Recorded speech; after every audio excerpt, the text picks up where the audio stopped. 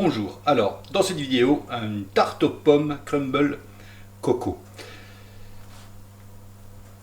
avec un petit appareil à flanc. Alors, pour cette recette, il va me falloir des pommes, ici, il y aura un petit appareil à flanc avec un peu de crème, un œuf et du sucre, une pâte, donc une pâte sablée, c'est mieux, ou semi-sablée, hein, la recette sur la même chaîne, que j'ai pris un peu d'avance, hein, je l'ai foncé, piqué, un peu de chapelure au fond. Voilà, pour le crumble coco, il faudra de la noix de coco, un peu de beurre mou, un peu de farine et un peu de sucre blanc. Et on va s'y mettre tout de suite, on va d'abord garnir la tarte et puis la faire cuire. Donc on épluche les pommes, avec ce que vous voulez, hein. Couteau pour les plus calés, ou alors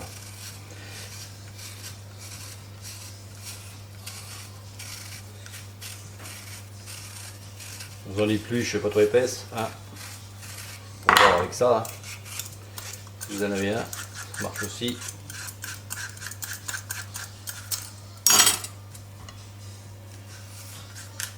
Quand vous épluchez au couteau, il faut un couteau qui coupe bien. Dans le sens de la largeur, on enlève le trognon.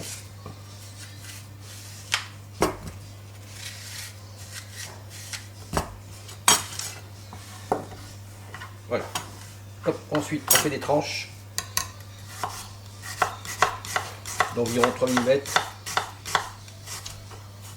Pas trop épaisse. Là, la pomme, c'est de la golden, ça marche avec d'autres. On fait attention parce que celles qui ont des chairs un peu plus fermes, le temps de cuisson sera un peu plus élevé. On fait comme ça. Ensuite, je vous montre. On prend, hop, on voit, ouais. Hop, je crois que j'ai déjà fait une tarte sur cette chaîne. Et puis on dispose à l'intérieur. Voilà.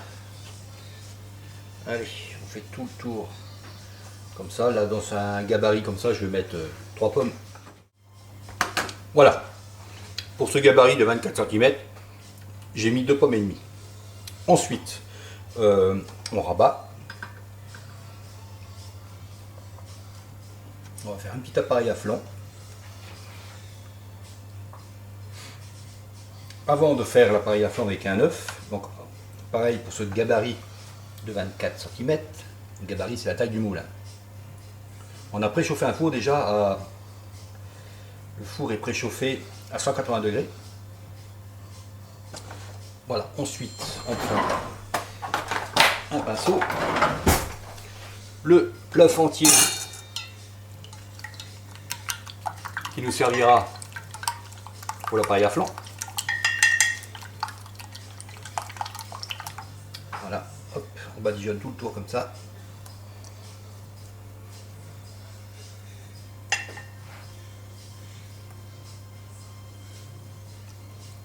Un petit peu de dorure.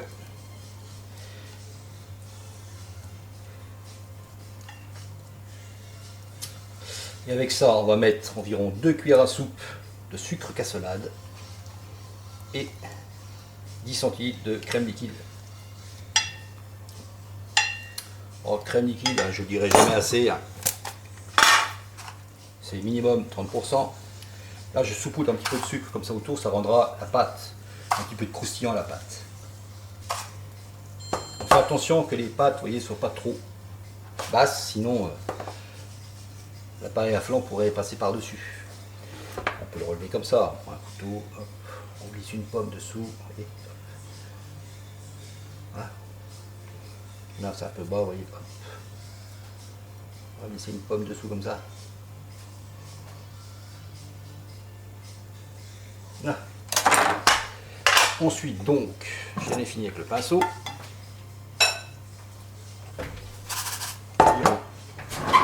Je vais faire à l'œil, parce qu'après on va me critiquer. Donc un œuf. Je mets 2 cuillères à soupe, voire 3. Voilà, à fouet. On va. Ici j'ai 20 centilitres de crème, je vais en mettre la moitié. Voilà. Soit 10 centilitres de crème épaisse à 30% minimum. Alors, en dessous, c'est pas la peine, c'est trop liquide. Ça n'épaissira pas. Si vous utilisez de la crème double, vous pouvez. On mélangera avec un petit peu de lait. Ensuite, on met dedans. Et on va enfourner ça.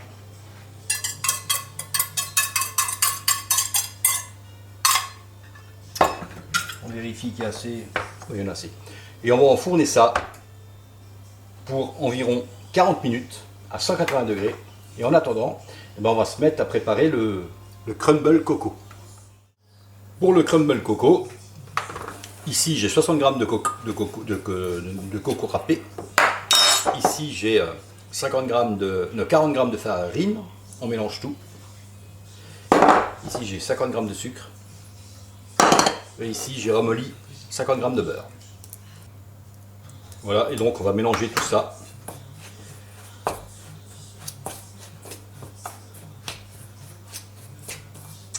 Là j'ai une fourchette, on utilise les mains, ça marche aussi. Voilà, avec les mains, c'est pas mal aussi. Et vous voyez, ça fait ce mélange ici, granuleux là. Et ça, on va le mettre au frigo, comme ça. Et on va attendre que la tarte soit cuite. Alors ça marche sur toutes les tartes, enfin, celles que vous voulez. Avec une tarte citron, ça marche très bien. Surtout, ça finit très bien votre tarte. Allez, on se retrouve à la fin de la cuisson de la tarte aux pommes. Alors, environ 40 minutes plus tard, voilà ce que ça donne. C'est chaud, on fait attention. Alors, c'est pas fini, on sort notre crumble. Et là, ça s'égrène tout seul. Hein.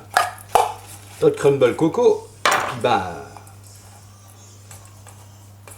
allez, hein. On badigeonne partout comme ça. Là, on va augmenter le four. Le four, vous allez l'augmenter à 200 degrés, 210 degrés. Et on va y laisser 5 minutes.